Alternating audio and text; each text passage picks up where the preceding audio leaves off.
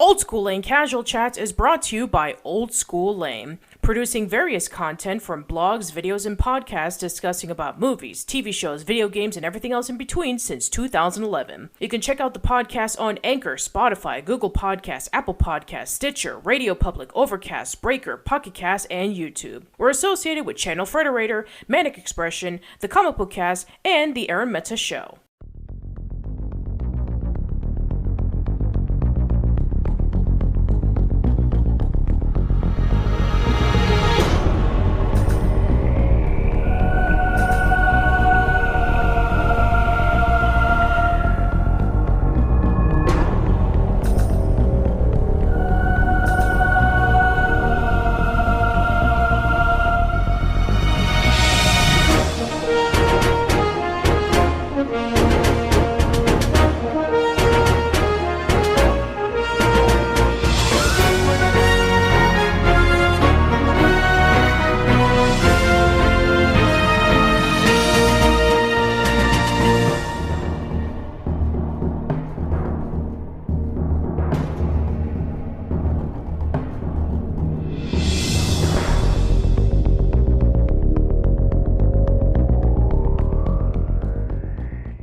Hello, everyone. Welcome to a new episode of Casual Chats. I am Patricia, and I'm here with a very special guest. I'm here with a YouTube content creator, podcaster. He talks about various video games, mostly about the Metroid franchise. I'm here with Albert Orpheon, so welcome. Hello, how's it going? Thanks for having me. Absolutely. So I know I'm pretty late, considering that I said No that I was such going to thing. do a exactly. Well, I guess that is true. There's no such thing as No such thing. yeah. I Better mean, late than never. that is true. That's Better what late I than say. never.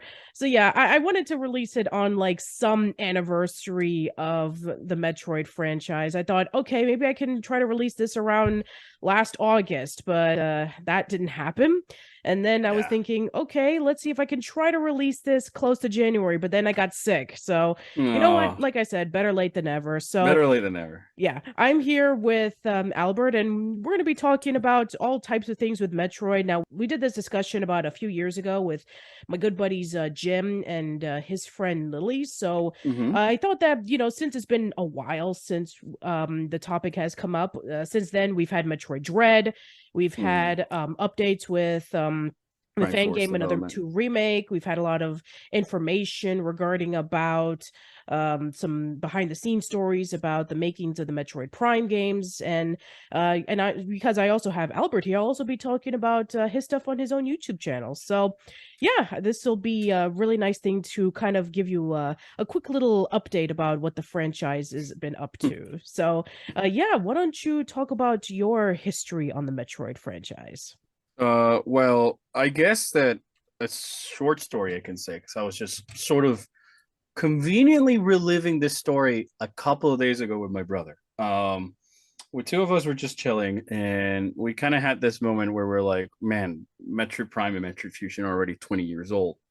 And it still feels like it was yesterday when I first played those games. But I guess that one of the main reasons I got into the series when I was, a wee little kid, was that as every other 90s Nintendo kid, I grew up with Zelda, I grew up with F-Zero and Star Fox, but the N64 never really had Metroid until the GameCube. And my friend, one of my best friends, brought it over, and it immediately, like, I was like blown away. But how, not necessarily how the graphics will look or saying like, bro, it looks like real life, but no, but just like the atmosphere they had, like how the soundtrack, the lighting, the environments, like every single aspect of the games just came together to create this sort of vibe that allowed you to transport yourself into the world that I didn't really feel like I could, that I got a similar experience to that beforehand. Like, sure, I played Ocarina and Majora's Mask, and all those games have equally amazing atmosphere, but I always felt like I was playing as Link and I was supposed to be the hero. Like, I knew it in the back of my mind that I was eventually going to beat Ganondorf. With Metroid, I was mesmerized because I started with Prime Infusion because I didn't know what my end goal was. Like, I was on Talon 4, sure, chasing Ridley, but as the games progressed and Ridley doesn't, show back up, or you don't have some sage telling you you must defeat Ridley by collecting all 12 Chozo artifacts, and and all that stuff. It really allowed the story to just be me exploring this planet, and I felt immediately captivated by it. And so later on, when I got my hands on Metroid Fusion, which is the one we were talking about, that's kind of the other game that just sort of showed me what I was loving about it. And it's just like there's this Game Boy Advance game that is legitimately scaring me more than, some horror dedicated horror games today. And I don't want to say it's just because the games today don't capture horror or all that stuff, but it's simply because what Fusion did with its limitations to equally make you feel like alone on the BSL station, unsure of what might be around the corner. And a lot of that is owed to like the environments and the sound design that the Metroid Fusion was able to reproduce on a Game Boy Advance. So for me, it was just simply how equally mesmerized I could be and absorb on these worlds that the series presented me, yet at the same time be equally frightened about the places I'm exploring and all that, which I didn't really get a chance to experience in a similar game, aside of a few moments here and there with others. But what I ended up loving the most is just how the story of the worlds was sort of more or less hidden rather than told to you in your face. So I really felt like I was in control of the pacing. I was in control of the adventure, and it wasn't some character or some cutscene dictating the pacing of the story, but rather my my 100% control and involvement of the plot. And Mhm. obviously then there's the whole video game aspect where it's fun to explore a world and getting a power up, and then that power up makes you feel more powerful. So it's like, that instant, like that instant and delayed gratification. So Yeah, uh absolutely. So I guess now that you brought it up, it is true that recently both Fusion and Prime celebrated their 20th anniversary. So yeah, it's crazy. I know. I Oh, was in high school when those games came out, and I remember. I don't even want to say where I was. Fair enough, fair enough. I was I'm in willing. space. I'm kidding. Oh, you were in space. Okay, Yeah, it's gotcha. all good. Yeah, I was down on Earth. So Yeah. I was busy with school. Anyway, so yeah, I remember when those games were announced like simultaneously, and it was Prime that was the one that people were really skeptical of, and Yeah. Fusion was the one that people were really, really excited about because it was a continuation of Super Super Metroid, which Metroid. a lot of people say was like, oh man, this was like the golden standard of like these action platformer exploration games. And Hmm. I think that a lot of people were wondering about like, what's going to happen next after Samus blew up Sebas, and are we going to see these characters again? What's going to happen with Yeah. the Metroids now that they're all gone. So It's it's like, kind of no, go ahead. go ahead. Finish your point. I was gonna, Sorry. yeah. It's kind of funny that the story of how it went towards a completely different direction that many people were not Yeah. expecting. Like, okay, now she's been infected with this X parasite, and now she has to go over to this space station so that she can be able to recover everything that she had lost, because now she's literally back from square one. Or what was it that Metroid Dread called it? Physical amnesia or something like that. Yeah. I'm gonna Like I have like that to as call my it excuse for everything that I've ever done that requires me of forgetting things. Okay, I why just did I blame it come on Burt home late? Magic. I forgot what time I was supposed to come in. Why? Physical Physical amnesia. amnesia. You know what? You know what? If you don't mind, I'm also going to start throwing that out when I'm just having conversations and chat and stuff like that. Yeah, exactly. Oh, Hey, chat. Why why am didn't I I read suddenly that bad at comment? this game? Physical amnesia. Why didn't I read your comments? Even though Physical that you amnesia. physical amnesia. Yeah. Yeah, that's gonna Well, be your next quote next to bird magic. oh yeah, next to Burt Magic and Just in Time. Yes, the just in time. And I guess the obligatory yay from Crocomire. Yeah, the God, yes. I really wish he could be today, but he's unfortunately been caught up with work and stuff like that. But he I sends his understand. I regards. mean, we all have Uh, like responsibilities because we're both yeah. adults. Oh, and yeah, we're I all. gotcha. I gotcha. But Anyway, like so yeah, what back you to were fusion. now you mentioned about the whole fusion. I think that the reason it felt so surprising about fusion in itself is that when you look at sort of the Metroid series up to that point, Super Metroid was obviously, and I still consider it today, the industry standard of what a Metroidvania style game should be. Hmm. which, by the way, I think we need a better name than Metroidvania.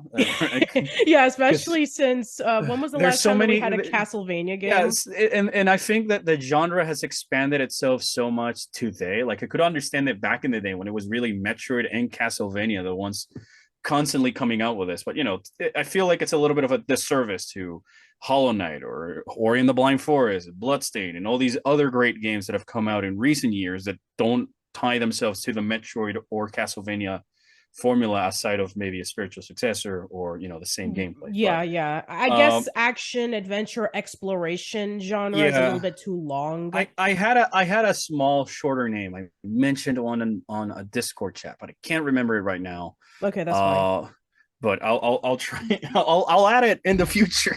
Okay, fair enough. But like the thing about fusion, when thinking about it in retrospective, because I wasn't in the prime age where I played Super Metroid, and I was really on the web knowing Well, that I mean, what Metroid you Prime couldn't and have Metroid because you were in Fusion. space. Yeah, no, I was in space and we didn't have Wi-Fi because I was Exactly. abandoned. Right. But like, it was also those times where the internet was more rogue, if you want to call it. Oh yeah, Like sure. I remember the early it's not 2000s a, yeah, internet. it wasn't as accessible it is today. Where like if something gets announced on E3, you know the exact moment it is. Yeah, exactly. Um, I mean, we were talking so about like dealing with like Wi-Fi or I I mean like a I didn't know about Metroid Prime being a thing until my friend brought it over to my house. oh So sure, yeah. yeah, so essentially, I can imagine that for the perspective of the people back in those days, it was like, all right, so we had the original Metroid, and then Metroid 2, and then Super Metroid, which, if you really want to think about it, it's kind of like a soft reboot of the original Metroid. It kind of was Um, originally because if you look back on the development, they weren't expecting to have like a continuation of yeah, the series. They were just going and to have like a soft reboot. yeah, and you can totally tell that because that it was kind of the thing, or maybe a last minute thing, because you explore the original Turian and all that stuff. And if it weren't for the fact that you explore the original Turian right at the beginning of the game, you could have assumed that it was a remake. So Hmm. for Metroid Fusion to properly be a big step forward into a whole new direction, where there's where you didn't know if there was even going to be Metroids, if there wasn't even going to be a Ridley, if Mother Brain and Kraid and all these other cast of villains that we've come to know, um, to all of a sudden be thrown this curveball about the lore of the previous games having a proper payoff. Because sure, Super Metroid had like a recap of the original two games, but it's only really up to Fusion where I felt like those had a payoff to something. Samus exterminating the Metroids had its payoff more in Fusion because now there was the X parasites and the whole no Metroids and all that stuff. Then Super Metroid because in the end of the day there's still Metroids and Sevens and Super Metroid, but because of the actions of Metroid 2, it's connected to Fusion and it throws Samus in this complete curveball. And what I liked about it so much is that it wasn't, again, I'm saying as someone like trying to put myself in the mindset of people who played Super Metroid and then followed it with Fusion. Aside from obviously being a much more linear game, it's just a type of experience they came up with the proper compromises, because they knew that this is a handheld game, so we got to make these quick short burst moments to moment where the player has enough time to explore yet does never too far away from a save room in case they need to stop playing. um, and so they accidentally or intentionally made up these great action moments that you have a fun, tough boss fight that it's also mixed in with the mysterious of exploring the BSL station. And I feel like being stuck over there and having all of this lore and all these new threats and all of this new things make the game feel that much more refreshing. Because obviously, aside from Neo Ridley and the Omega Metroid at the end, nothing is, or well, yeah, Arachnis as well. Nothing is really recycled from the original games or Metroid 2. Hmm. And even then, you might argue that Arachnis and Neo Ridley have such of a they're just a boss fight. They just show up, and one of them is towards the end, that it doesn't really affect much of the canonicity. So it's crazy to me when looking back. It's just simply how R&D1 was able to create such a horror spooky narrative on a Game Boy Advance, um, which in a way makes me wish that Fusion had like a proper remake, but at the same time, I don't, because I don't want more Metroid remakes. I'd rather get a whole new game that borrows elements from Fusion and stuff like that, like Yeah, I Frederator. mean, it would be really nice if we can be able to have that. It would be nice if we had a remake of Fusion, but if we don't have one, then that's all right. Yeah, I I mean, mean, I can live without it because Fusion on itself is perfect. yeah. And honestly, in my opinion, the only thing Nintendo needs to do is just port the game already. Yeah, exactly. I mean, we don't have any Wii U updates that we can be able to port Metroid Fusion. Please release it on the Yeah. Switch. Oh yeah, that would be great. Yeah, that'd be really awesome. Oh. Yeah, and another thing that I really enjoyed about Fusion was the story. And now Yeah. I understand that people were like, "Oh, I like the Metroid franchise because it's a show no tell kind of thing." But Mm-hmm. I really enjoyed getting to know more of Samus through the dialogues that she had with Adam or through her Agreed. monologuing and being able to see who she was as a person. Because other than maybe just like reading through the manual or the Mm-hmm. occasional narration that she would have in the beginning, just like what happened in the beginning of Super Metroid, we didn't really know Samus as a character. I mean, unless of course if you were in Japan, you already know about Yeah, that kind of you stuff. got the But manga and yeah, stuff the like that. manga exactly. The thing I But like about Fusion and the way it handled that is that it wasn't intrusive to the game. So it felt like nice spots where it was just a short, tiny bit of development to the point that you got the sense of Samus being a person without breaking the magic of her being a sort of, a ghost in a shell, where it's a vessel for you to get into Samus's shoes and explore the world, rather than the Zelda aspect where you clearly know you're role playing as Link. Um, and so for me, what I liked about that is not only necessarily we got a little bit more characterization of Samus, but how thanks to that, it's been a thing that has slowly crept into the Metroid games, but never really been the focus of it, aside of obviously Other M, if you know just pointing the elephant in the room. But even sure. then, what I liked about it is that it wasn't so much there to overpower or take away from the experience, but simply just an icing on the cake. It's one of those things that if we didn't know that Samus and her monologues, it would have been fine. But simply those monologues were there to add the tension. And I think that the best example for this is just her short, brief stance on the SAX and how she sees the XAX to help the player, especially if you're a newcomer to the series, just grasp the gravity of the danger of the SAX just roaming around crazy free. Yeah, and ordinarily would be the case where Samus would be able to take down something as the SAX, but because she was stripped away from her original powers, and now that she has Metroid DNA, which means that she's susceptible to the cold, and now she Yeah. has to be able to grab some things basically all over again in a place that she's never even been in before. And the fact that now she's surrounded by all of these parasites that are able to take the memories, likeness, and abilities Yeah. of all of the scientists and all the creatures that are around SR388 and all the other parts of the BSL, it really brings up the tension. And one of the things that I absolutely love about the game is the way that it's able to use its music and its sound effects to build up the atmosphere. And I'm Totally. sure that it must have been really difficult for something like the Game Boy Advance to be able to do something like that, but they were able to pull it off really well. And Yeah. shout outs to the composers Minako Hamano and Akira Fujiwara for being able to bring in the creepiness of that Mm-hmm. atmosphere to really elevate the stakes that Samus is going through. And it's not only that, because sometimes the simple what this game showed with the soundtrack is that sometimes you don't need a scary music as much as building the scene, because there's a few some of those tracks that I would consider to be the most unsettling in Fusion are just in reality what seems to be environmental noises, Mm-hmm. where you get there's a track in particular where there's like you can hear like some high pitched like noises followed by machinery styled alarms and then other computers that really help you feel the scene that you're in an abandoned research laboratory filled with all sorts of danger signs, and you hear these echoing unknown sounds in the horizon, and you're like really, like if you put yourself in those shoes, it's so effectively scary because when I was a kid, I was like, oh, it's like I'm standing here and it's that fear of the unknown is really captivated through the soundtrack Hmm. by just doing the opposite, and it's removing the sound. And they do that specifically at the beginning where you're at your weakest point, where there's less and less music and more environmental stuff. Because once you start with Sector 1 and you have that absolute banger, um, it only starts coming back in when the game is trying to purposely build the tension to it. And that's kind of what I like, is that it knows not only how to creep you out, but when it should be creeping you out. Yeah. Because constant horror is just going to make you numb to it.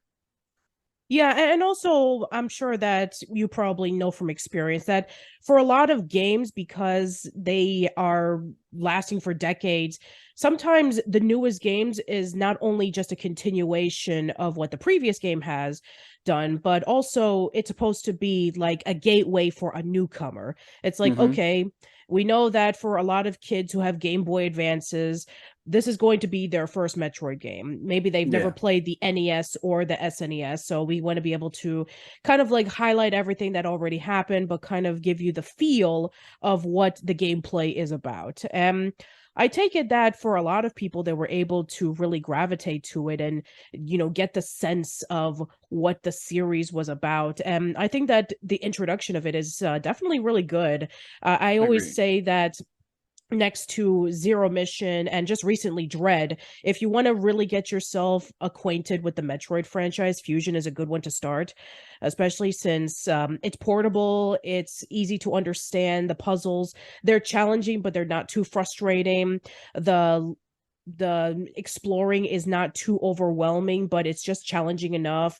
And also the bosses, you need to memorize the patterns so that you can be able to defeat them. And also it has a really easy story for you to follow. So I think that it all checks out for Fusion. I know that for some people they were kind of hesitant on it when it first came out, in terms of like, okay, we want to have it on like a console, just like how Metroid Prime is. But with it being on the go and with it being on a more popular handheld that a lot of people can be able to take on the go, I think that for some people they were able to get more into the series. And I would say that in terms of like how the series was at that point, it was definitely at the beginnings of what I would consider to be like the golden age of the Metroid franchise.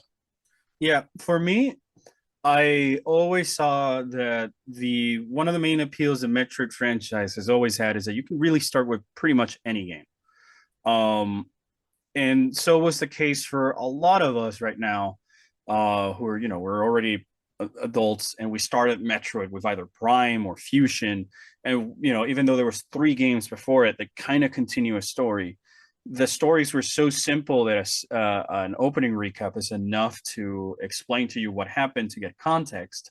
But the advantage that the Metroid series have is that they always, in their narratives, focus on what's at hand without getting convoluted like it might happen with Kingdom Hearts or Metal Gear, where you really need to play the older games in order to get Yeah, context of the exactly. new ones. Don't bother playing any other game unless you start with the first one. Trust me, you Yeah. will get lost. So that's the magic about what I like about the Metroid games, is that for a difference from Zelda, where every other game is kind of its own story, in Metroid, it's still the same. Where kind of its own stories, but there's a few beats here and there that are followed through. So like you don't need to play Fusion and Super to enjoy what Dread story is trying to tell you. Not necessarily because there's like the recap at the beginning of the game, but because the story is so simplistic and it's focusing more about the new adventure and the new journey rather than, well, the thing that you did 2 games ago is now having a payoff now. That might be the case with some aspects here and there, but that's more again of an icing on the cake rather than a mandatory thing to get the full satisfaction out of the narrative or the experience. So as Fusion, I'd say that is as always said, that is a perfect entry point. Not so much only because it gives you a recap of the story so far, but because it's a game that allows itself to be played in bursts. So I am so someone like myself who doesn't have a lot of time today to have those big binge gaming sessions as I used to. Sometimes having a game that I could simply spend an hour or so and I felt like I got my proper progress through is very rewarding. And I feel that Fusion perfectly captures that because you can literally do like a sector mission or two, and you probably got enough of a feel of the game to feel satisfied if you had to stop your gameplay session there. Especially if you're starting new, where it might be a little bit more daunting, or you're still waiting for the game to click with you. Having something like Fusion's Magic, where it's equally showing you about exploration and giving you fun set pieces against bosses and giving you new power ups constantly. And then you can come back to a new sector and then go back to a whole new area is one of the main things that make it very interesting as a newcomer experience because it makes it a little bit more digestible than, say, jumping into Super Metroid or maybe even the original Metroid Prime. For those people who are still really on the fence about the gameplay loop as a whole. So it's definitely one of the strong suits I'd say that Fusion has, which Dread also copies, if you ask me. That really allow these two games to be great entry points for almost anybody, because not only are you getting your sort of satisfaction from the story with the recaps and everything, but the gameplay loop is not asking you for too long of a session and not too much of like if you die, you have to retrek and all this other stuff. You got the checkpoints and the save systems, and you don't lose anything. So it's not really uh, sort of punishing you for exploring and getting lost or dying. And instead, it's encouraging it, but in the bursts enough where it knows when to challenge you, and then when you should probably just go crazy and follow the story. Right. And I think that it's able to, benefit from all the things that you mentioned because it was able to be an easy early point for a lot of players to get into the franchise. And Yeah. I think that that's how it was able to become the success that it was and why people were just really, really wanting to see Metroid Dread come out because it was a continuation of Fusion. It wasn't a spin-off or it wasn't a prequel. And they Mm-hmm. wanted to know about like, okay, now Samus destroyed SR-388, and now she destroyed this BSL station, and now that she ruined the plans of the Galactic Federation, what's going to happen next? Is she going to be arrested? Is she going to be outcast by the Galactic Federation? What's going to happen to her? And people were just waiting and waiting and waiting, and then finally we got Dread, and it was able to kind of complete some parts of the story, but not necessarily. But at the same time, it's like people finally got it. I think that that was the reason why the push was so big was because Fusion was such a massive game. Yeah.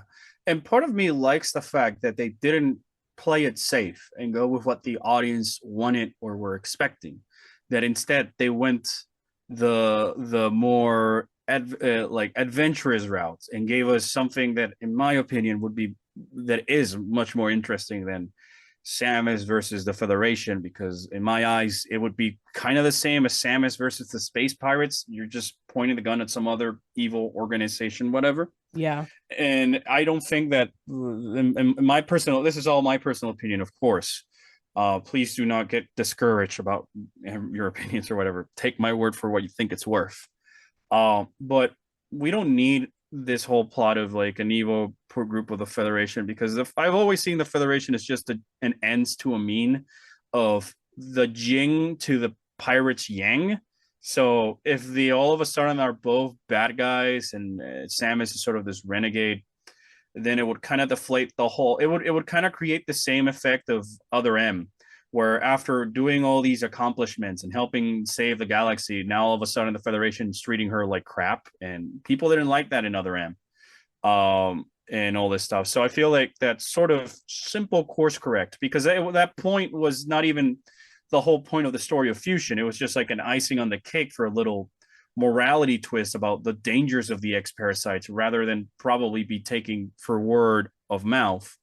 It instead Dread shifted into something much more interesting that I feel adds more to the series, with Ravenbeak and the Chozo and the mocking with Thohas and how they saw the Metroids and giving us all these new lores about, well, what if now Mother Brain was half mocking, half Thoha, because she can control the Metroids, and you still use the Hyper Beam and crave that power like a mocking, or all these other implications that retroactively add more lore into the series, but most importantly, affect Samus much more on a personal level rather than, her having to get rid of the Federation, who she's basically just buddies with because they both have the same goal of keeping peace and space, and she worked for them for like a couple of years. Yeah, But exactly. I mean, you now don't now want the with opening Adam of Dread gone, to exactly. You don't want the opening to be like the last Metroid is in captivity and you see Samus in jail.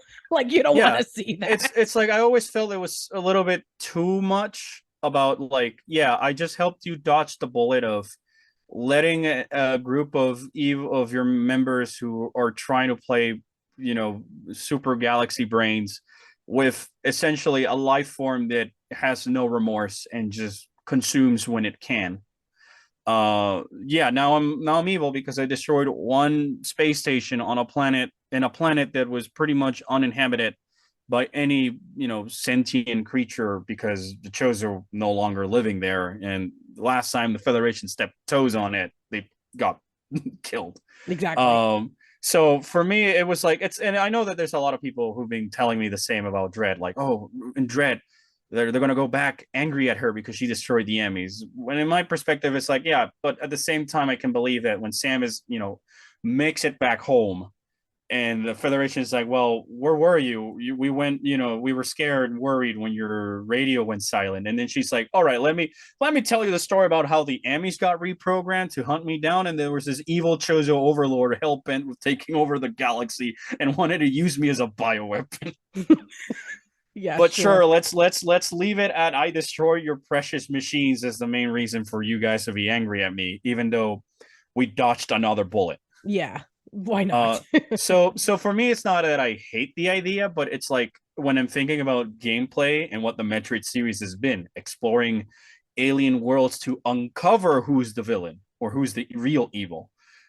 This whole plot doesn't make a lot of sense for the Metroid series because being a renegade and all that other stuff, now you would be have to force, and if you want to fight the Federation, now you're forced to like explore a place like Norian, I guess, and be in the sewers or something. Yeah, who wants to play a game with sewers? Isn't that like what That I all feel about? like it'd be going more something like a Dishonored or Yeah. other games like that, where it's like fight the power. That those games fit better because that's the whole point of their stories. When the Metroid series is about going to some alien planet where you might have a disturbance and trying to uncover the big evil in it. Yeah. Like, if it weren't for Ravenbeak just flexing on Samus at the beginning of the game, you'll be going essentially into ZDR blind, except for the fact that you know that there's X parasites in there. Exactly. Yeah.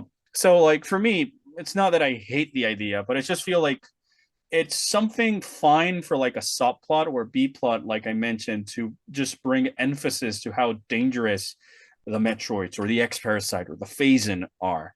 Hmm. And not so much all this, because then if you make the Federation evil, not only that you're creating that sort of other M awkward scenario that nobody liked because the Federation are, now angry at Samus for some reason, Sure. even though she saved the universe. Yeah, exactly. But She now, saved but the now you're universe. also Yeah. sort of desecrating that image of Admiral Dane and the GFS Olympus when you're walking down it and everybody's seeing you with high honor and high regard. That is part of the reason we like those games and we disliked Other M.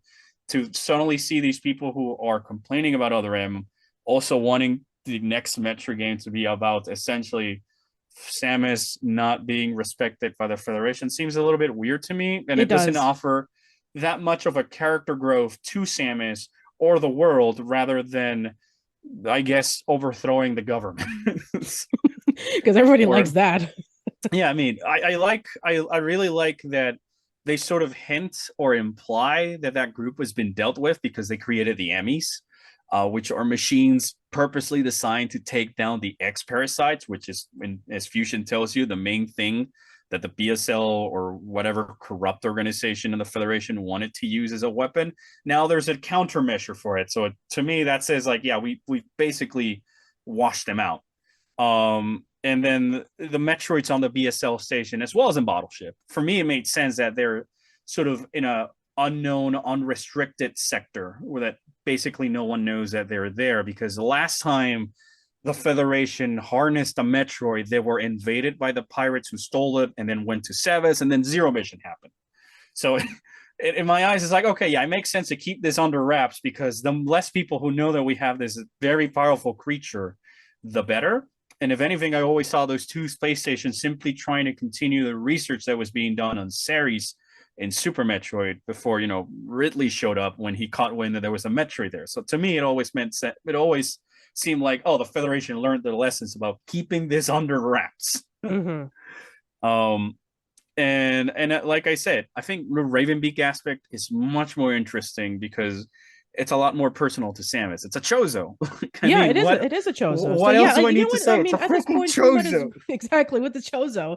I mean, the Yeah. only thing that we knew about the Chozo, other than like we said earlier, like the manga and looking through all the The scan logs and scan Prime. logs for Metroid Prime. I mean, we knew nothing about them. So the Nothing. fact that we actually got to, hey, guess what? There's two different types of Chozo tribes, and one is militaristic, and the other one is more quiet and Scientific. yeah, exactly, and scientific. And they're the ones who can control the Metroids. And we have a Chozo villain. What? Yeah. Like one that's a Metroid game that doesn't have anything to do with Ridley or Mother Brain Yeah, or the and Phazon. the only character that's like a recurring character is Kraid, and it's just there as a fun nod to the fan base and not like some major story or plot point. Yeah, you're That's kind of right. what I made. That's kind of what I meant about Neo Ridley earlier. Is that it just felt like you're just fighting another Ridley for tradition's sake, rather than, oh my god, it's Ridley in the pirate homeworld. Like it's Exactly. all connected. But no, what I liked about Dread and the Chozos is that not only that we got to see all this information, but it's information that makes sense with what was sort of implied in previous games. That they're not just retconning things, but it felt like a normal and natural progression and addition to the Metroid universe that we know. And that's even taken into account the Prime series and all that stuff. Because although we have these two sort of Chozo tribes, at the end of the day, you can still see it as maybe they both want the same peace and space than that they always were known for, but they just have different means about doing it. And at the same time, even though it's easy to label all mockings as these power hungry people, we don't know how much that is owed to the fact that Ravenbeak was sort of the current leader of that tribe. Um, because even then, when you look at sort of Chozo Memory 11, going back to Samus Returns, the fact that that memory is sort of hidden and it's not quote real for me was always like a way of saying that Ravenbeak is trying to like keep things under wrap to not raise awareness of his plans or the fact of what he did. So that way he purposely could get the power that he wants. And so when you, like I said, when you start seeing all this other stuff and all this information, it really starts adding more to the lore and then the implications, which in turn brings us back to the games, which is why it's so cool. It's not just that we have Chozos and that they're speaking and I mean, yeah, I cannot deny that's still freaking cool, but it's just that this new information gives us more context to previous games and it makes us wonder and it brings us back to imagining stuff. And I've always loved that aspect of the series and how it not gave us clear answers here and there. Yeah. Uh, And I also really enjoyed the fact that it was able to tie up some loose things that we kind of got briefly with the Metroid manga and with the yeah, scan logs, that we were able to learn more about the Chozo than we've ever done with any game. yeah, And going into the Chozo's motivations and goals about protecting the galaxy and making sure that there's peace and there's a way of no danger happening over there. And they both had different ideologies, but more or less the same goal. It kind of reminds me of like X-Men, in which you have like, mm-hmm. Professor Xavier versus Magneto. They both want to be able to do good in terms of helping the mutants, but one just does it way more extreme than the other. Yeah, So I think that that's a really interesting thing. I think that Ravenbeak at some point just got a little bit too power hungry, thinking that the Metroids were the key to having peace and the galaxy. balance in the galaxy. Yes, and Yeah, it just went so far that he actually ended up killing the Mockings with the exception of Quiet Robe. I Hmm. mean, and I mean, I'm sorry, the Thoha, except for Yeah, Quiet Robe. And then the Mockings got affected by the X, but he still continued on with his mission mhm. because he was just so determined to have it. But hey, his It's soldiers what's are scary affected about by it. it. Yeah, it's Yeah, scary. It's that's what's so scary about Ravenbeak because that the bird is unshakable. Like once he said the game tells you that when he has his mindset on something, nothing will persuade him otherwise. yeah, Uh, and I feel that it's great because it's again the story is once again minimal, subliminal, and you are piecing the pieces the story together, and by doing that, you get to feel the gravity of the situation. That I feel is much more effective than if Quiet Road was feeding you the story via codec conversations or Atom conversations or whatever. Um, if anything, what's also cool about the Ravenbeak aspect, like I was saying earlier, is the implications of Mother Brain. Because now that you know Ravenbeak and all this stuff, it makes you go back and say, wait a minute, Mother Brain was the same, a Chozo machine meant to keep peace in space that goes a little bit too far on the edge and now just power hungry wants to use the Metroids. So it adds to like even without directly telling you it's enough information for you to know maybe Mother Brain was yet another one of those Thoha and Mocking collaborations, and that's what resulted on the machine being able to not only control the Metroids but also have the hyper beam and go power hungry and all this other stuff. And with how Dread insinuates that Ravenbeak was on Sebes, it adds a lot more to that fact of was how directly tied was he with Mother Brain as a whole. If because in that cutscene you see Sam is getting her Chozo transfusion and Ravenbeak is just there, so that's we all know that happened on Sevis. So it's like that little image, that little moment helps you put a lot of the different things in the universe and in the mythos into perspective, yeah. and that's the way it's so perfect about it because it's something I wanted because I knew that not necessarily because I wanted to see the Chozo because I'm a Metroid fanboy and I like birds and all this other stuff, but simply because I knew that when they would eventually show up, they wouldn't just be some thing. They would go their out of their way to not only make them memorable and give them presence, but add to something, which I think is what Dread nailed with how little they show up in general. Yeah, and Um, also the fact that we were able to get some little sprinkles of Samus's backstory that mhm. not only from the manga that we knew that she Yeah, was able to get her Chozo DNA that from sorry that she Gray was able to get Voice. her from Gray Voice. Yeah, she was able to get her DNA from Gray Voice. Now she had her DNA from Ravenbeak. It's like, okay, now she has two different types of Chozo DNA, and she's essentially fighting another father figure. And I'm like, wow, what?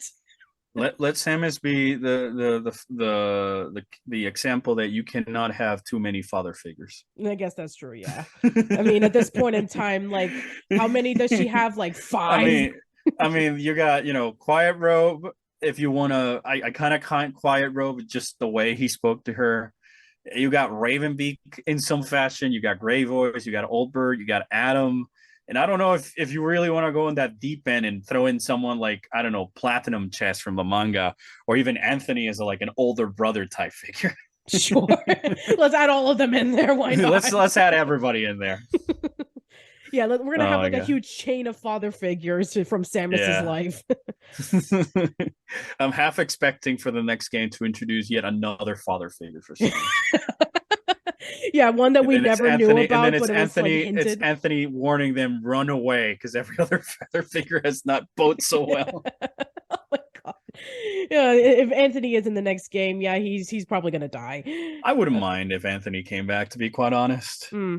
It'd be Uh, kind of interesting. I feel like there was something there in Other M, but I just felt like execution wise. yes, I completely agree. I mean, you're talking. I'll say it here. I'll lose all my internet points. I'm one of those who really likes Other M. Not love Okay. it. I enjoy it. I can look at it on a vacuum and enjoy it for what it did, for what's trying to do, and what it accomplished. And I think that sometimes sometimes the internet may overreact. There are things that the internet has discussed about Other M, which I also completely agree, and there's stuff in the story that I won't defend, even though Yeah, I enjoy it. I, But I completely understand that as well. I yeah, remember years ago seeing a video from Gaijin Goomba and the late Ronnie Ani Edwards where they were discussing mm, about the the transitioning from Japanese to English and how the monologue of Samus was, in yeah, which in Japanese, the way that Samus speaks, where she's like really quiet and monotone. In yeah, Japan, it's supposed to be like very respectful and yeah. kind of very melancholic, because in Japan that's how usually they would Yeah, perceive that way. But if but you do that transition in America, it's exactly. completely different. It's the issue with it is obviously it's all jut up to most some of it is to localization and the game's localization. But what I wanted to mention about Other M is, well, I have an idea for a future video I want to do about how two or three simple fix could have made the story in Other M work perfectly, even in a Western situation. Kind of like going over it as my day job of being an editor, where I have to like look at the script and the stories and try and make it work when it's not working. But one of the main things I liked about Other M, is a character like Anthony, where the chemistry that he had with Samus was not only charming and at times playful and stuff like that, but it added just a little bit more of that Samus is some person under the shell, if you may, that didn't quite click as much with James and Maurice and the rest, or sadly Adam, who should have been the main point. Oh my gosh. Uh, Don't even get me but started on Adam. I mean, if with the simple fix I have in mind, the whole Adam attitude would make a whole lot more sense. But I don't know if I'd rather save that for the video so I'm not spoiling and not derailing the podcast. No, no, no, please. Um, It's but perfectly like fine. but like with the aspect of what I got from Anthony in a vacuum again, it's something similar that I got with Quiet Robe in Dread, where it's just another character that we the players suddenly learn about, but they have a way of evoking something on Samus that in a way also connects to us. So if Anthony could come back as a secondary character, not necessarily like, oh, you're adventuring with Anthony, but if say in the future there was something that allowed for a little cameo or a nod or a mention, I'd honestly be kind of happy for that, because um it's the only friend Samus has that hasn't meant an ultimate demise yet. Exactly. Because I don't know how well she gets along with Admiral Dane. I think some people over exaggerate Sam as being close friends with Rundas and the rest of the gang and corruption. Mm. Because they just met for Norian and now goodbye. Yeah, exactly. Hey, we're And we're off then doing our job as bounty hunters. hunters and we're Hello, evil. Samus. How you doing? I heard you did well on that other planet where you're taking down these creatures. I was doing the same thing. Yeah, Okay, goodbye now. that's kind of what I like about Gandrada, to be quite honest. Someone in the Metro universe who doesn't kiss up to Samus. I mean, fair enough, especially That's since a lot of people, I'm sure they would have their jealousy towards Samus. It's like, hey, obviously, I have all this cool abilities, and yeah. you're the regular human being who just so happens to have bird DNA on you. Exactly. Oh, whoop-de freaking do. That's why I always took the opening of Corruption where Gandrada's pretending to be Samus. It's like a perfect little moment to show the characters, like, yeah, you think you might be hot shit, but I can just be you, so you're fucking nothing. And then at the end, when you get to fight each other, Exactly. it's Exactly. when Gandrada is like, oh, fuck, the Right. legends are true. Yes, I got my ass defeated Yeah, by and all a that other girl with stuff. bird magic. Holy shit. Yeah, but it's like this. That's why I love Gandrada the most, because I feel like they went full out with her story. Compared to they do this. They did the same with Rundas and Gore, but I feel that with Gandrada, they touched something rather unique with a character who sort of has a one-way rivalry with Samus simply because she's got an ego. She's got the powers to have said ego, and now she just has the opportunity to prove to herself that she can indeed be better than Samus. Uh, and who knows? Maybe if she wasn't influenced by the Phazon, she could have done it. But half of the Phazon and half of her pride got in the way, and I felt like that was just beautifully portrayed in the boss fight and the leading up to the battle and all that stuff, where Gendreda takes the backstabber's approach to try and get rid of Samus instead of Rundas and Gore and the rest of the Metro universe, where it's like, face me, Samus, and Gendreda's like, I'll be the smart one and try just to take her down when she's least expecting it. Yeah. Um, I expect Samus to have that song from Hysteria on the back of her mind, like "I can't believe you stabbed me in the back. That was a vicious, mean, and unprovoked attack." After all that's happened to her, I wouldn't be surprised if she slept with one eye open. Yeah, just trying to be able to see if anybody else that she knew would just come by and say hi, and then just bam. Ravenbeak comes over and Samus comes knocking on the door asking for the child support. Oh gosh. Jeez. Talk about daddy issues. Oh my boy. god. Okay, moving on. So yeah. I think that another thing that Dread was able to do really, really well, which I did really appreciate, was I really just like the fact that it was able to not only be a continuation of Fusion that a lot of people can can be able to get into, but also at the same time, it was able to take little elements of Fusion but do something completely different with it. You know, we're going back into a planet again. We're exploring like different sections of it. Every section has its own unique flavor. There's a lot of different creatures that you got to fight against, and you know, you have the exploration with climbing and with using a lot of the abilities that you receive from Fusion and a lot of the disadvantages, talking to Adam again. So it was able to feel like a full-on continuation, but at the same time, it just feels so completely different, especially since it had been 19 years since Metroid Fusion, and a lot of Metroidvania games had come out since then. So I take it that there was a lot more that it can be able to build upon, but it was able to do it, but at the same time, be completely different from it as well. Like, it plays very differently than I've ever experienced a Metroid game. It's so much faster than I've ever experienced a Metroid game. And you can just be able to just cheese your way through, especially if you're really good at it. I just recently saw the Awesome Games Done Quick video where they were able to beat the game in about like an hour and 20 minutes. And I was like, wow, I can't even do that, but that's amazing. I have a friend, called Torvis Bolt. He does a lot of speed running, and he sometimes posts some weird glitches he finds on the Twitter, and every time it's just blowing my mind with what they discover. That's pretty cool. I mean, going to what you were saying with Dread, I think that the advantage that Metroid has had over the years is that it's always constantly being developed by someone else. You know, aside from, you know, Retro doing the trilogy and R&D1 doing the originals and whatever, every once in a while there's a whole new studio working on Metroid. And like Metroid Other M, for example. I mean, they were done Federation by Team Force. Ninja. And Federation Force by Next Level Games, and then the studio, I forget who did Hunters. But what was it? Like Nintendo's what was it? Nintendo Software Technology or something like that? I think I can't remember it right now on the top of my head. I'm drawing a blank. But that's fine. The point is, like, with this, it kind of ties to Metroid Prime 4, where I've seen a lot of people like, hey, why didn't they just give it a retro and they would have released the game by now? In my eyes, I was kind of happy that it wasn't Retro doing Metroid Prime 4 in the beginning, because it felt like, okay, they're trying to take the series in a new direction, and the Metroid Prime 4 name is just a placeholder to get us excited that it's another first-person adventure style the game that's not a remake but a continuation in some regard. But I'm assuming it's going to start a whole new story. So for me, I saw that title as just a placeholder until it's called, like, I don't know, Metroid Prime Bird Magic or whatever.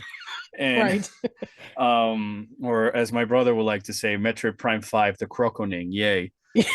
Oh my gosh. Yeah, I would love to see that. I mean, Crocomire has been trying to get into like 2 games already and not doing very well. So we'd be very excited because we are unironically Crocomire fans before we even made the character in the video. So it'd be great.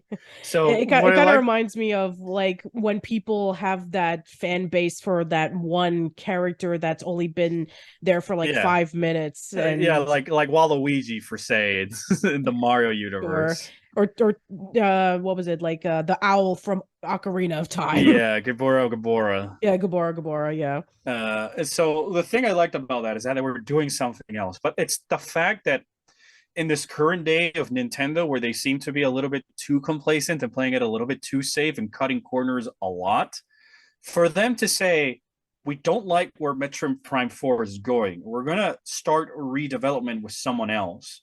And that someone else happened to be Retro Studios because they came to us with an idea. It tells to me a lot that they really are taking their time and care with this game, almost as if they were, Tears of the Kingdom with the Zelda game. So for me, I was simply happy knowing that they had a different team working on the next Metroid game and that they gave it a try. And they knew it, and instead of committing to an idea they knew wasn't going to please fans, that they had the courage of essentially getting rid of 2 or 3 years of development progress to start from scratch with a whole new team. And at the same time, with the people saying, why not just give it to Retro? And they would have done already. Who knows if at that time Retro was interested in working on the game because it's a whole new team, or if they had any of the ideas they presented to Nintendo to convince them they should make the game, or if they were working on something else. So there's a lot of the behind the scenes that we don't know that happens. That is part of the reason why these games should take a while instead of just like demanding a news now, especially with Prime 4, because the game got changed development at least in 2019. I don't want to say what happened a year after 2019, and then after that they had 2 years to essentially try and get back to a normal development. So I kind of like to see Prime 4 once it's properly ready to be shown. And I'm completely fine staying in the dark because sometimes no news is good news. Um, and by staying in the dark and staying quiet about it, you're not building all this hype through the years for the game to then come out and not live to those expectations. And it's part of why I think Dread hit so hard into the fan base, is that it was released and announced out of nowhere.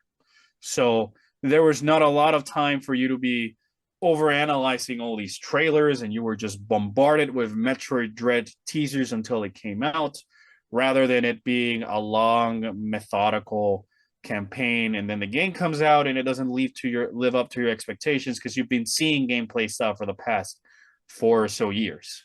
Yeah, we would But have like another Duke Nukem Forever. yeah, another Duke Nukem Forever or another Fallout or some other game like that we've had in recent years.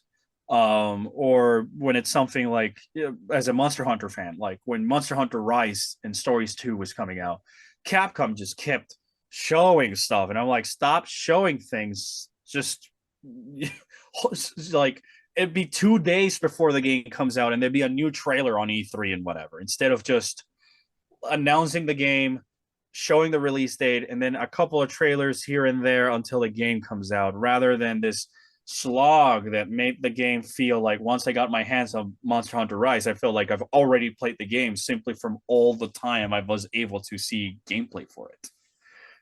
But the magic that Metroid has is exactly that. They have a new development team every other so game. So that's why Samus Returns and Dread feel so fresh, because it's Mercury's team, and the way they go around games is completely different than what R&D1 did in the original Metroid games, or what Retro is doing with Prime and stuff like that. So I feel that that's part of the magic that Dread has that you don't really see with other games, because you have the current Halo problem, if you want to say, where ever since 343 took over, it's not the same franchise. Or I could argue with the same feeling happened since Koei Tecmo took over the Fire Emblem series. It's not been the same. But the fact that Metroid's been able to go through so many developers who are not coordinating with each other, so like in the sense of like Retro did totally not coordinate with Mercury's team for Dread, but they still feel like properly of the same franchise and achieving that same level of polish and storytelling that's really magical about it, that I don't think a lot of people give it credit for. Yeah, and also the high respect that they were able to show for not only the franchise, but also for Samus as a character. I just Yeah. recently saw a tweet the other day from a former Retro Studios member saying that when they were autographing a large Metroid Prime poster, they made sure to sign at the bottom of Samus because they didn't want Yeah. to like ruin it, because they just had so much respect for her. Yeah, and you can totally feel it when you're playing those games because of how almost surgically precise it felt to not please the fans, but to please the story, the character, and the world. Which sometimes fans get a little bit too caught up with realizing this fact that when you're developing a game or a story, you got to cater for what the story and the characters are calling for, and less for what the fans want to see because it'd be cool. Hmm. That you can throw in some fan service, and Dread and the previous Prime games have certainly done that with, be it Run This or the Metroid suit or Kraid returning or Ridley and all this other stuff. But it's always there to cater to the character and to cater to the character's legacy, which is something like the aforementioned examples I said didn't quite feel like that because they, in a way, went against to what the characters were doing. So it's not so much about earning the franchise and the character that you're developing for, but understanding what's the best decision for the story or gameplay that you're going for. Yeah, and also the fact that Metroid has always been such a niche audience. You just don't want to cater to that audience. You want to cater to everyone else as well. Yeah, it's the hard thing about Metroid is not only having to cater to the diehard particular niche crowd that we are, but also try and find how to expand it to a new audience. So I feel like they've nailed that perfect middle point. Hmm. Yeah, and I think that another thing Dread was able to do really, really well was all the elements that they were able to take from the previous Metroid games, they were able to elevate it, and they were able to bring in some new variety that even a person who had never played a Metroid game will be able to easily get themselves into. Sure, it might be very difficult, especially like toward the later levels with the Emmy, but if you are able to pay attention to the movements and you're able to find out where the right path is to get to, then you can be able to just master it no problem. Yeah, I think that it's true that sometimes for a casual audience, it can be pretty overwhelming. But at the same time, it never punishes you for unfair gameplay. It's all about trial and error, and it's all about trying to find out what the proper strategies are so that you can be able to maneuver anything.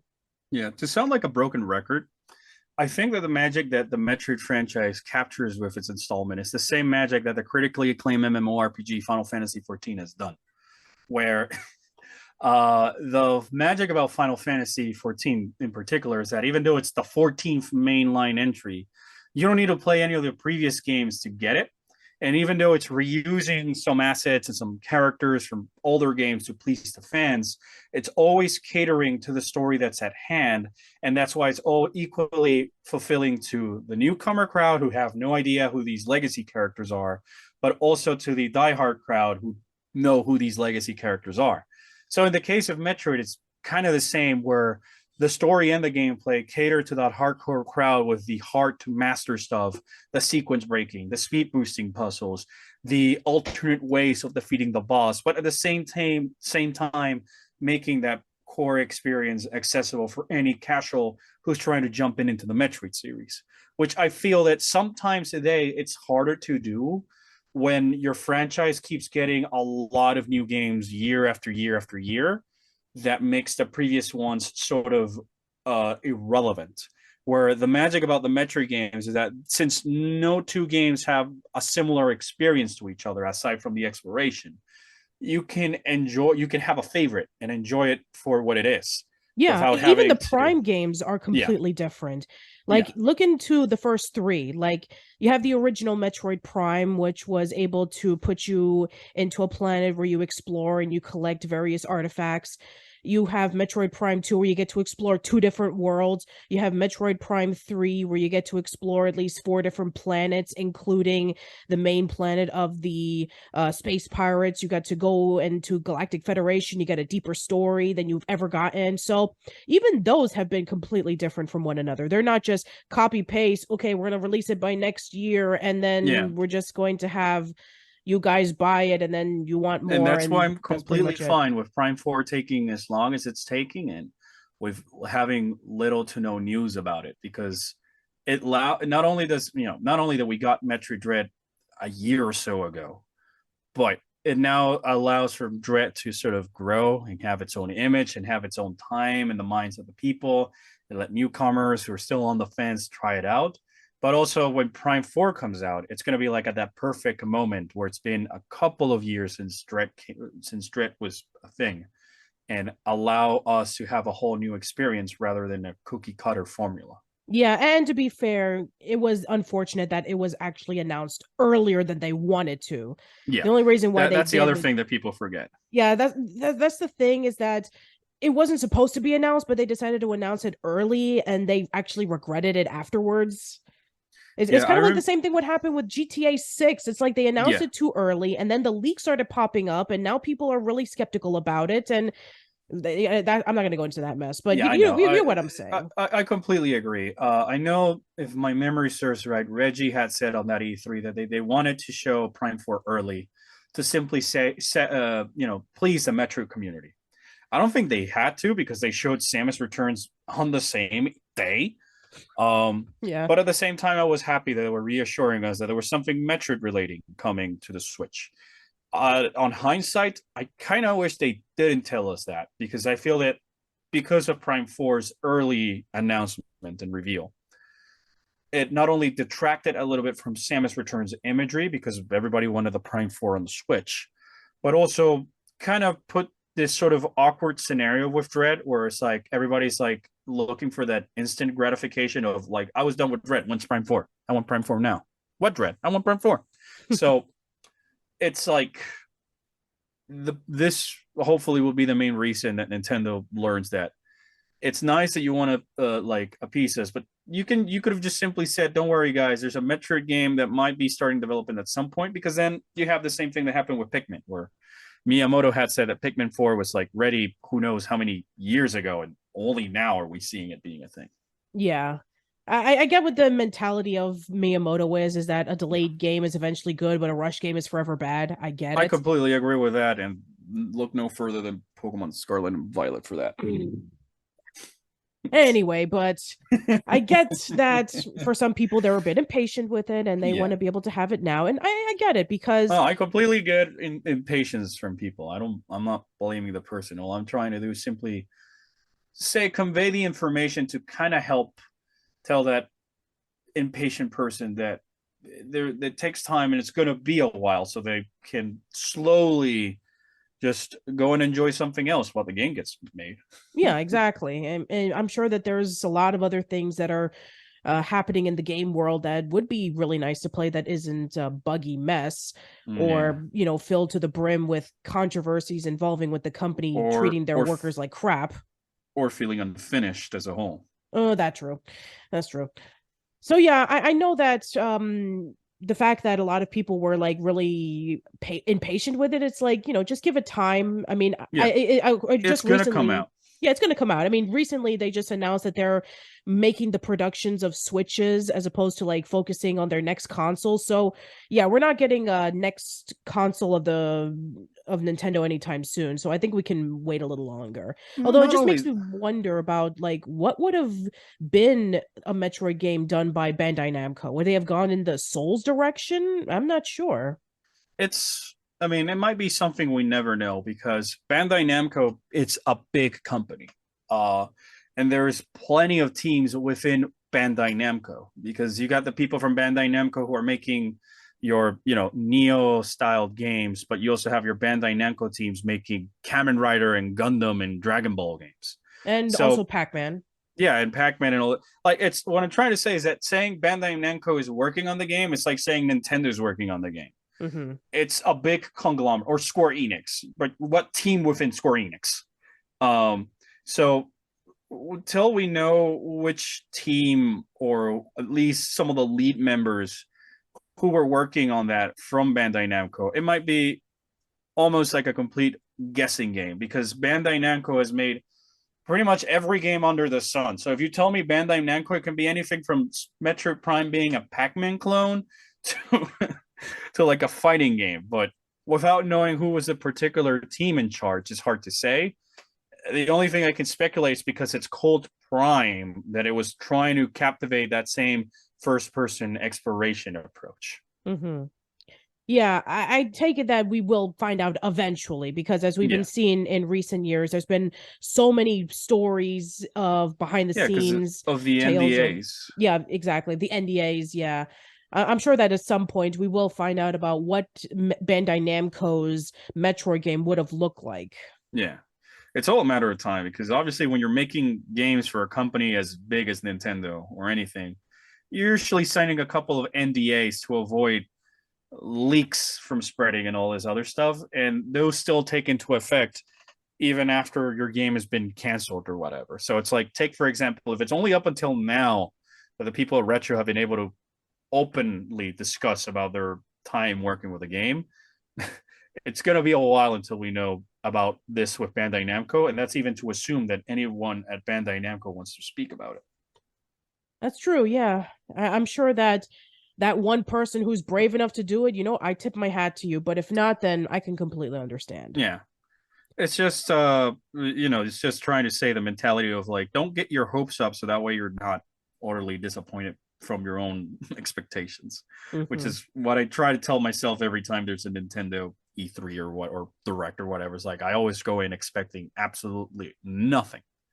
So Yeah. that way, if there's nothing of my personal interest announced, I'm not disappointed. But if there is something, then it's going to be twice as exciting. Now, if Mercury Steam were to say, "Hey, we're making a remake of Super Metroid," I'll be like, "Okay, now that was something I would have never expected." Yeah, at the same time, I'm kind of hoping it's not because I think if we were going to make a Metroid remake, I really want it to be a couple of years into the future because Samus Returns, sure, it's like 6 years old, but it's still kind of fresh in some people's minds.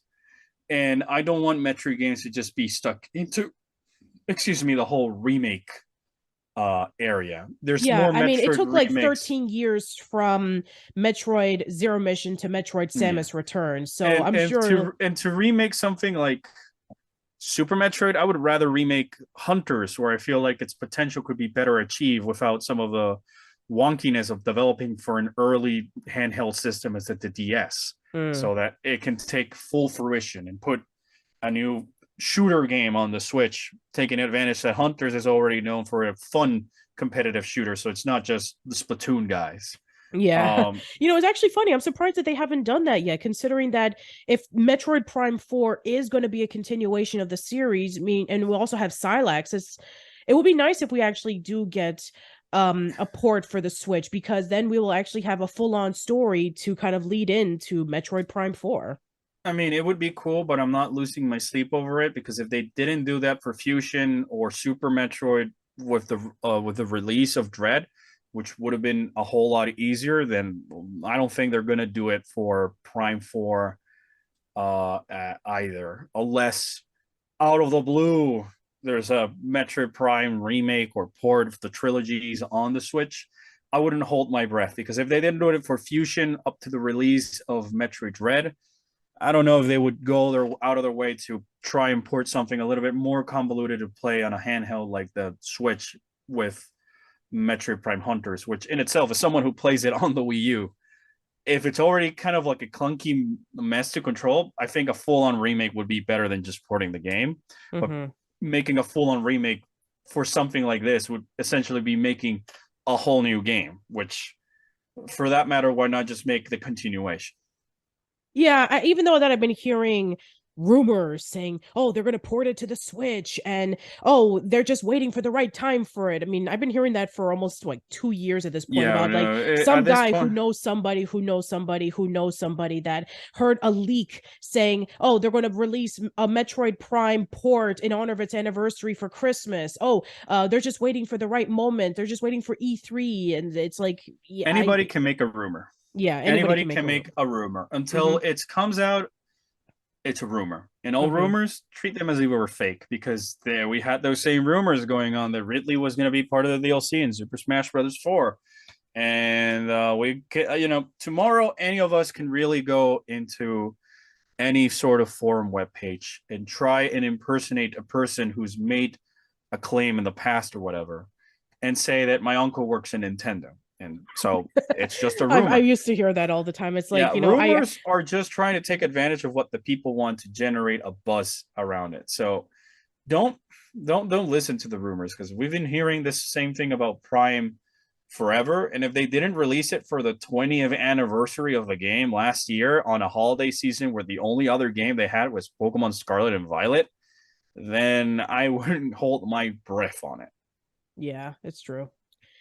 But I think at the end of the day, with the Metroid franchise being as beloved as it is, I'm been hearing a lot of people saying that they are really interested in getting into it. I remember when Dread was announced on E3, and I remember all the fan art and all the responses from people who never even played a game of the Metroid series saying, I want to get into this now. And that just made me so happy. And I was really hoping that the game would do really well, and in a way, it did. I mean, it sold almost 3 million copies, It's the and best selling Metroid game. yeah, exactly. It's the best-selling Metroid game, and gotten accolades from Time Magazine and the Game Awards for for the game. And I was like really happy to see that it got its recognition. So as it is, I'm happy for where the direction is going.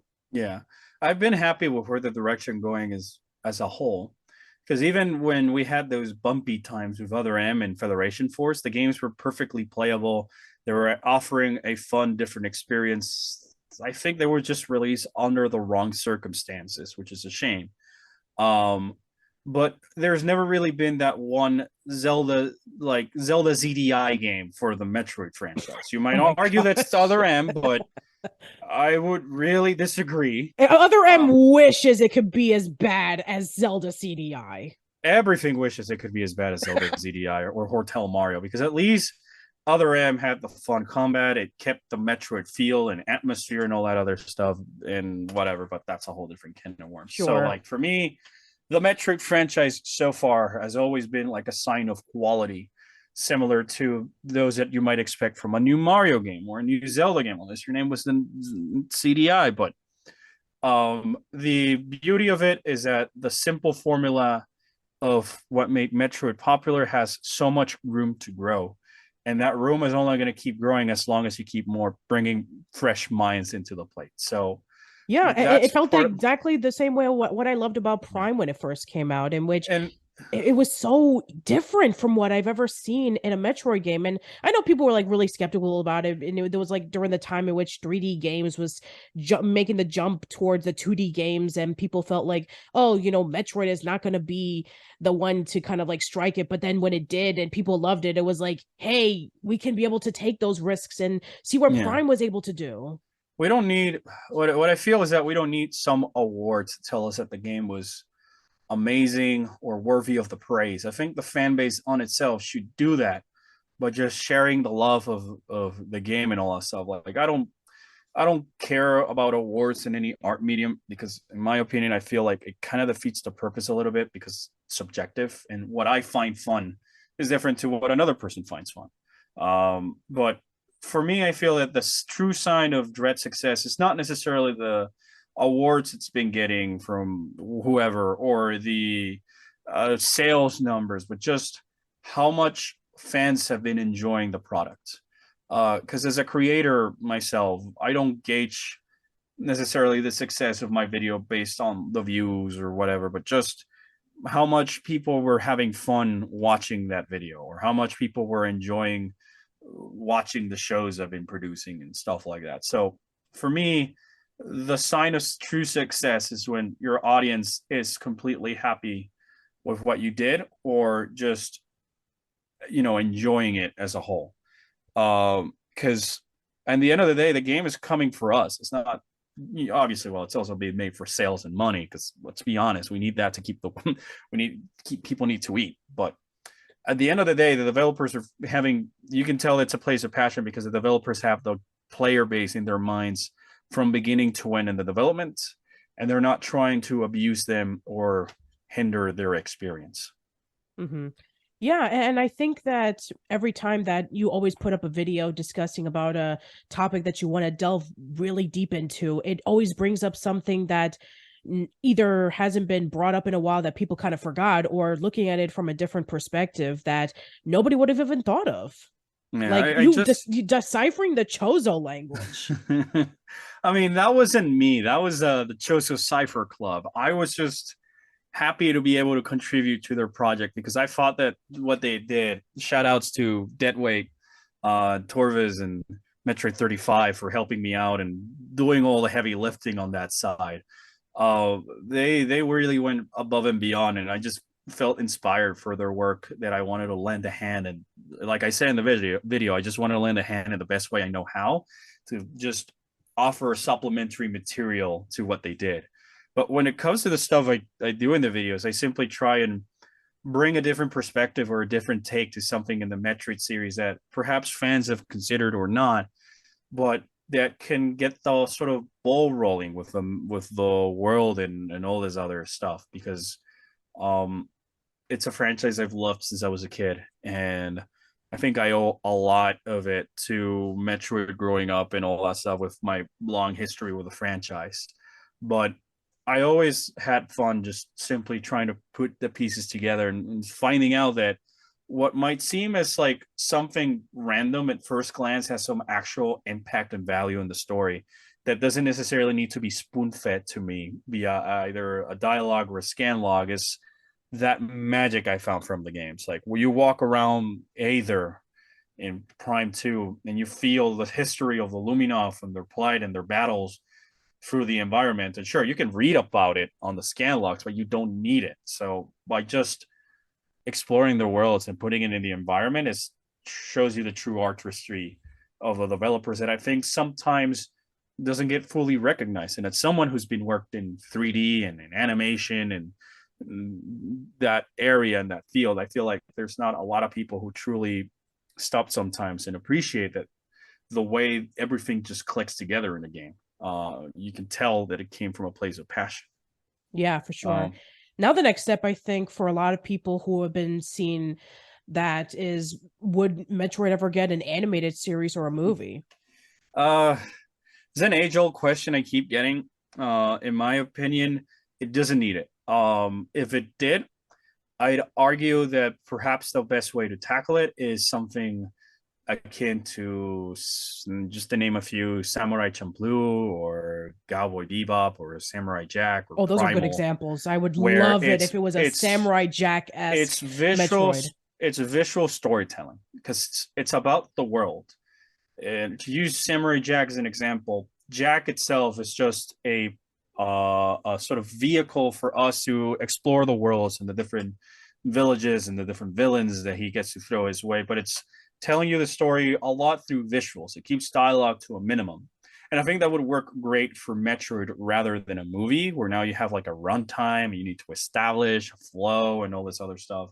So perhaps something like an animated series, be it anime or Western made, would probably work the best. I And if agree. they're I going to do think that something, if they're going to do something, I would take a note from what the Near Automata anime is doing. As coming from a huge fanboy of Near, um, that they sure part of it is just retelling the game, but a lot of it is taking also into offering more stories within the world. But if it's for Metroid, I feel that since the story is not really something omni important to the series, you can really take Samus anywhere and put a new villain of the week and make it more about the journey from going to point A to point B, which in the end is the key aspect to any Metroid story. yeah, It's not so much about fighting Dark Samus in face as all the buildup about the journey of destroying the Leviathan seeds and all that stuff. It's not about just fighting Ravenbeak and Iterash. Is your journey to escape ZDR. absolutely. Now, if I were to see somebody like Gendy Tartakovsky or Shinichiro Watanabe attached to a Metroid animated project, I would be super excited. That would Yeah, be like the best thing ever. I don't have like a particular studio or developer in mind to do it. Like there's certainly a lot of people who are perfect candidates for them, but I don't like to throw anybody under the ring simply because you don't know if the person's even interested in adapting something.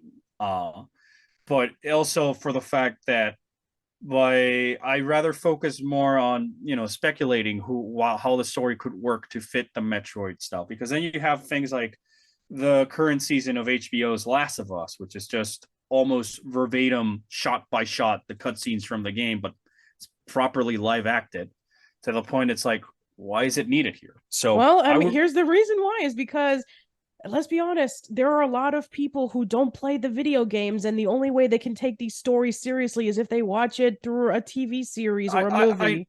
I know, but it's at the same time when you're adapting this, like you were saying before, you got to adapt it to the newcomers or those people who never played the game because they don't like the Exactly, video games. yeah. But you got to cater to the fans and give them an experience to make the second playthrough worth it. That's It's kind true. of like re-releasing an old game into a new system, like say Donkey Kong Tropical Freeze. Why should I buy Tropical Freeze on the Switch if I have it on my Wii U aside from portable play? Well, this version's got Funky Kong or whatever.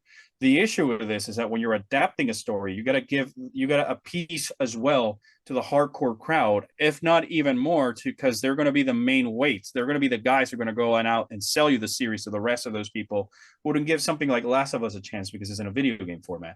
But you gotta so you in turn have to give those people a reason to watch the series instead of just, oh, it's the Last of Us, which I like. So the issue I having what I was saying here is you have to adapt it to the medium where perhaps something because if you're not adapting the gameplay elements to it and you're just telling the story, why not just watch Last of Us the movie on YouTube and the cutscenes and just play Right. it? Or Or you can watch the entire game at your own pacing. You're not strict to a 3 season format from HBO where every episode takes 45 minutes and it's released on a weekly basis instead of just having that instant gratification of clicking Last of Us, the video game, and be marveled by those games of visual appeal. Mhm. Yeah, and if there was an opportunity for Metroid to ever do something like that, I mean, people would be like saying, "Okay, we want to get to this stuff now," as opposed to being like, "Hey, let's just enjoy what the visuals are able to tell us." Yeah. So that's essentially what I'm saying. For Metroid, that the story is more subliminal and less in your face about it. It's almost like the back burner seat, the afterthought, if you may, when it comes to the experience of the game, because it's mostly been about the exploration.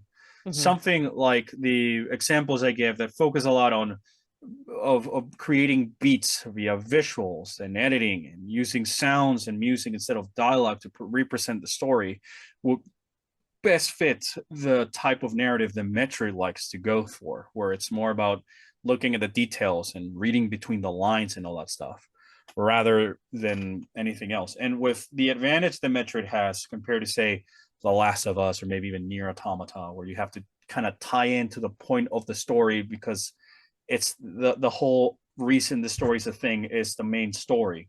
Um, with Metro, you could really just make tomorrow purple phase on and call it unobtainium and she's in Pandora or whatever. And it works because it's just a placeholder items that you're just got to put it on a world and give Samus a mission brief of fighting X parasite monster number 244 on planet Exalion 55. But the whole reason you're going to keep on watching is for how the story is going to be told through the visuals. Yeah. And there were attempts of trying to make it into a movie, but trying to expand the story of Samus other than she's a bounty hunter and she goes around planets and defeats monsters and saves the galaxy. I mean, you have to do a lot of creative liberties, and depending Yeah. on the fan base, they're going to be pretty mixed with it. In the case of this, so not all stories work for movies, not all stories work for series, not all stories work for books, and so on and so on. So in my eyes, the Metroid franchise, if it were going to make it into a film, I fear that it might follow too close to either its origins of inspiration with Alien or turn into a other B movie type of action flick like it's been with the current Marvel scene or some other character study movie where now you're missing out the opportunities of the what's the core about Metroid. It's not so much about Samus, it's about the world. So the only good thing I can think about that you could adapt into the format of a movie is perhaps Samus's story with the Chozos. But then again, you might be running the risk of making this movie feel like any other generic sci-fi movie about a person who goes into another planet and is raised by the locals to follow their way and becomes the savior of their species and all that stuff. And then when you start squinting your eyes, you realize that you're just telling Dune the book, but in a movie format. Right. So the thing is that the reason I said that the series works better, because even I, someone who also loves Dune the books, felt that that story better fits a series than two movies. It's because a lot of it is just the journey, and you really want to take opportunity about that journey, and it's all about that journey. Because in a movie, you got to tell your A point and your B point and wrap it all up in under 2.5 hours, which works best for some stories. But for the aspect that Metroid is doing, this works. If they're doing this for if they're doing Nier Automata and Last of Us in a series format, then it goes to show that maybe, I'm saying maybe because they haven't finished, so we can't really say if they were good or not so far.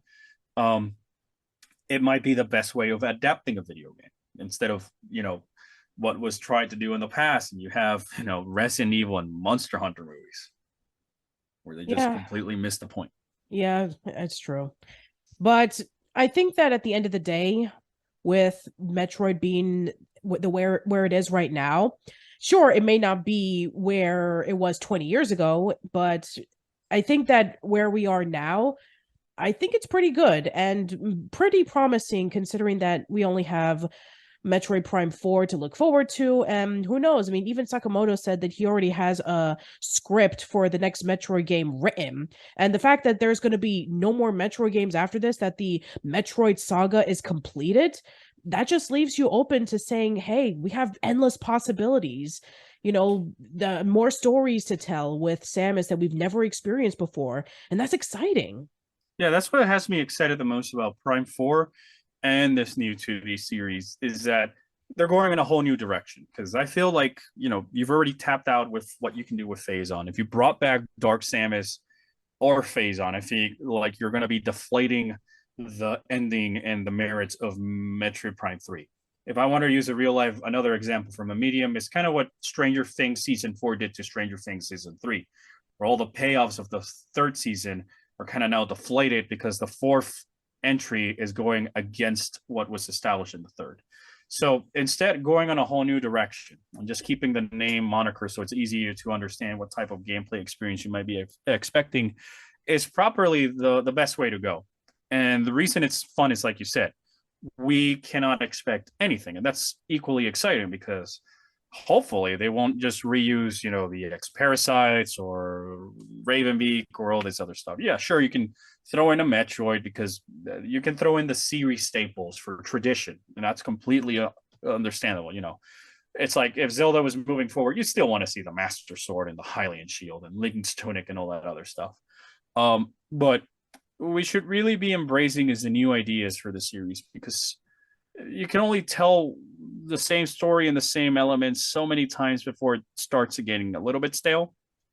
And that's what had me excited the most about Dread, is that even though I didn't think that we needed Dread to like finish the series, I feel like Fusion in itself felt like a nice ending point. The way Dread did it didn't essentially make it feel like Fusion couldn't have been the ending of the timeline or that 2D saga, but that Dread is simply adding something else that might have been missing, and that was that personal sort of conflict with Samus and the Chozo.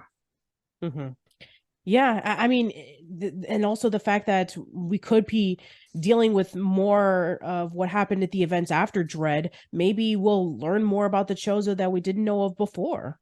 Yeah, I really hope so, because uh, the sky's the ceiling when it comes to the Chozo, because you don't necessarily need to tie yourself to the Thohan the Mocking lore.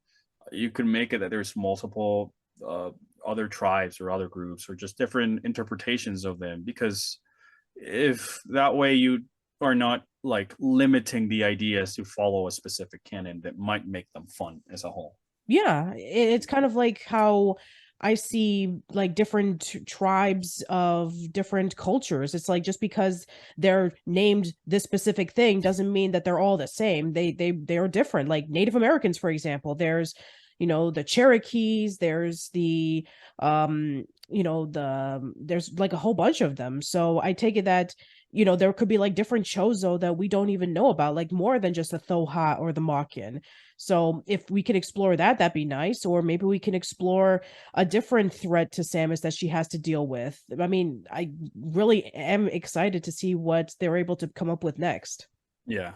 Um, well, like I said, the sky's the limit. We can't really tell about it. All I hope is that they start trying to do something new and fresh. As much as I would love to see more of the Chozo, I'd be completely fine if we don't get to see them for another while, because I Hmm. don't want them to just so that way we can keep them as that mystical thing about the series rather than start adding them everywhere to the point that now it doesn't feel as special. Because I feel like Sure. the reason the Chozo were special is because exactly that we don't know anything about them. We didn't get to see them until now, so perhaps hopefully they won't sort of abuse that lining in the bottle that now that the Chozos were out of their hiding hole, at least in this game, they will just start putting them everywhere. Hmm. Yeah, I think that I pretty much have everything that I wanted to talk about. Do you have any final thoughts that you want to cover? Crocomire should definitely come back. Absolutely. We need to see Crocomire in Metroid Prime 4. He Yeah, was supposed to no, be in Metroid Zero Mission, and there were yeah. plans for Metroid Prime 3, so yes, please, I Crocomire don't for know. I Metroid thought Prime that the Prime 4. 3 was like fan made. I could be mistaken. I think Uh, that there were drawings of it saying that, it was just like concept art of it, but they never were hmm, planning on putting him in the first place. gotcha. No, yeah, I But mean, yeah. if my only hopes, like I said, is that I hope they don't retread common ground. I would be fine if we took a break from Ridley and the rest of the gang. I wouldn't be so mind if they brought back Dragon or Crocomire or Flagra or other retro bosses to just piece the fan base with that little nod. But I just hope that they're able to let the past be the past and start moving forward in a new direction as to avoid the series falling stale and kind of just stepping on the toes of what was in the past. But Mhm. considering the track record the series has had so far, I'm pretty sure we are not going to get that overindulgence in any aspect. All right, sounds good. Well, I just want to say thank you so much, Albert, for coming into the podcast. Oh, don't mention it. Thank you for having me. So please, if you can, plug and promote your stuff. Well, my name is Albert. I'm from the Orpheon. I do YouTube videos about Metroid and streams over on Twitch at the Orpheon. We do some animated segments here and there for poking fun at the series. I like to divulge in either the lore or the gameplay aspects of what makes the things work in the series as a whole. And I'm hopefully looking forward to be able to expand into other niche franchises like this into the future to simply just try and spread a little bit more of the love of other things that I like. At the same time, like I mentioned, we do some streams over on Twitch where we just sit down and try to have some fun poking fun of Metroid or just any other games. And I hope that the channel and the videos can be to your liking and that they're able to entertain you for however long they last. And I guess if you want to help out the channel, consider I guess the merch. I know I don't really like to plug it a lot, but if you want some cool Metroid shirts with some unique designs or stickers of the chivis, that's an alternative if you want to check them out. But all in all, we I hope that I can just continue to entertain us been doing all these years and that I can just I have a lot of fun doing these, so I hope you guys have a lot of fun watching it as well.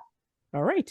And as for me, you can check out my work at oldschoollane.net. I have a YouTube channel, which is youtube.com/oldschoollane, facebook.com/oldschoollane. I'm on Twitter at Patty_B_Miranda.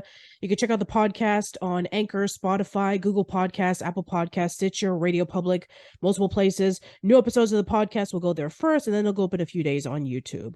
That's it for the podcast, everyone. Let us know in the comments below about your thoughts on the Metroid franchise. What have been your favorites? What have been your least favorites? Where do you think that the series is going to go afterwards? And what kind of things that you don't want to see coming into the franchise? That's it. Hope to see you around soon and take care. Bye bye.